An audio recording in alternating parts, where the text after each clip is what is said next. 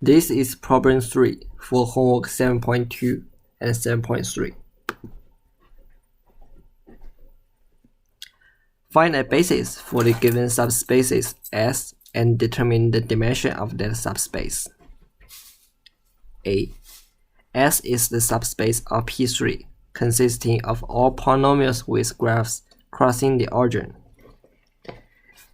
If this polynomial goes through the origin, its constant term will definitely be equal to 0.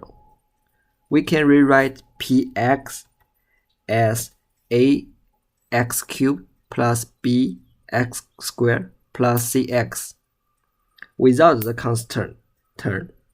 In this way, the basis is the set of x cubed, x squared, and x, and the dimension is equal to 3 because there are only 3 vectors in this basis set. B. S is the set of all R2 by 2, where the upper right corner number is always equal to the lower right corner number. We can rewrite this matrix as a linear combination. A11 times 1 0 0 0 plus A12 times 0 1 0 1 because A11 is equal to A22, and plus A22 times 0 0 1 0. Then we just need to separate the variables to get the basis, which is the set of these 3 vectors. So the dimension of that subspace is equal to 3. C. The S is equal to the span of these 4 vectors, 3x squared plus 2, 6x squared plus 4, 10x, and 1. There is no doubt that these 4 vectors span the subspace S.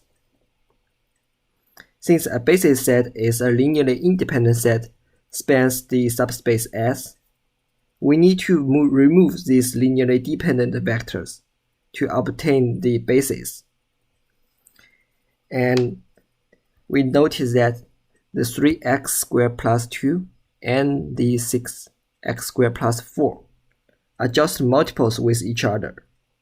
So the basis could just be the set without either of them, and the dimension will be equal to 3. D.